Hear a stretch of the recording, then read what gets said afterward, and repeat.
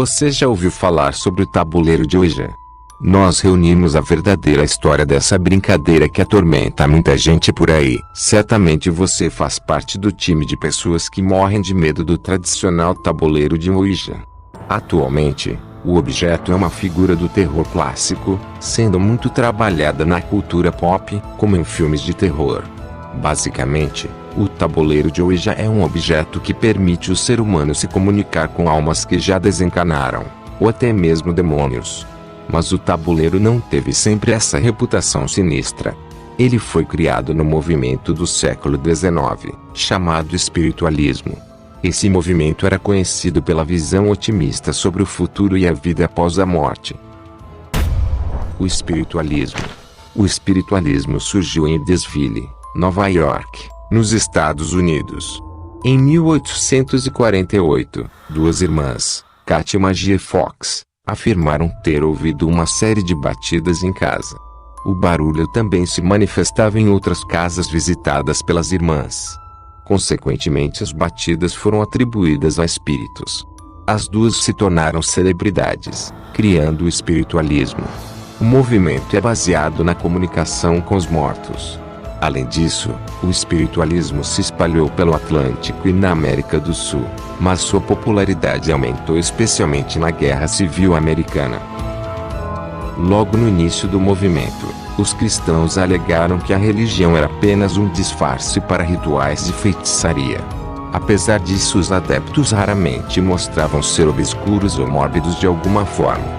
O escritor espiritualista Andrew Jackson chegou a desafiar o conceito de inferno, dizendo que todos os espíritos podem entrar em um paraíso na vida após a morte. Vários seguidores desenvolveram várias técnicas e ferramentas para promover a comunicação com os mortos. Uma das mais populares foi o chamada do alfabeto. Nele alguém anunciava todas as letras em voz alta até que o espírito indicasse a letra escolhida com uma batida. Além disso, alguns médiuns se dedicaram à escrita automática. Eles entravam em um estado de transe, permitindo que os espíritos os guiassem para escrever mensagens. Em 1853, um relato do espírito Allan Kardec afirmou que, durante uma sessão, os espíritos sugeriram que os participantes segurassem um lápis para que pudessem guiá-lo no papel. Após essas criações, em 1886 surgiu o tabuleiro. Os tabuleiros passaram a ter o alfabeto todo desenhado. Vários modelos foram produzidos depois disso. Brandon Odjian, principal historiador especializado nessas ferramentas, com uma coleção privada de mais de 200 tabuleiros e os outros aparatos. O modelo atual foi patenteado pela companhia Novelty Kennard, em 1891. Elaine Peters, cunhada de um dos fundadores da empresa, perguntou ao próprio tabuleiro qual deveria ser seu nome e recebeu a misteriosa resposta: Ouija. Em 1882, William Field passou a ser o novo supervisor da empresa e fez uma fortuna com a invenção, abrindo várias novas fábricas. Podemos afirmar certamente que o espiritualismo começou a despencar sua popularidade no século XX. O motivo? Alguns casos de fraude. Alguns médiuns físicos passaram a produzir apresentações elaboradas para convencer o público de que estavam tendo verdadeiros encontros sobrenaturais.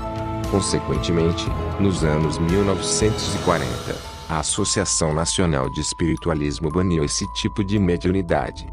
Isso não foi o suficiente para salvar a reputação da religião.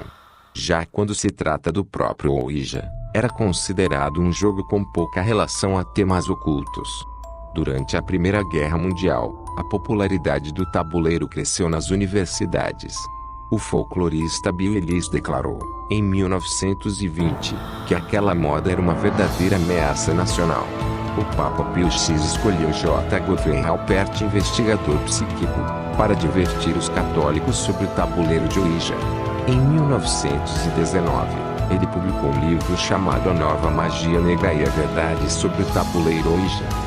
Ele advertia a população de que o tabuleiro era uma ameaça às pessoas de bem.